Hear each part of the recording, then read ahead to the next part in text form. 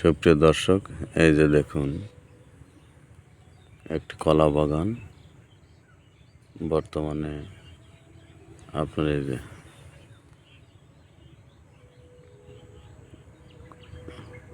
কলার গুণগত মান, কলার রং এবং পোকামাকড়ের হাত থেকে রক্ষা করার জন্য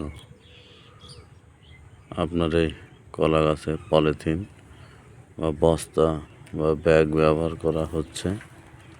বর্তমানে এই পদ্ধতিতে চাষটি অনেক চাষি করছেন। এতে করে কলার ভালো ফলন পেয়ে থাকছেন বলে সবাই এভাবে কলা চাষে ঝুঁকে পড়ছেন। দেখুন,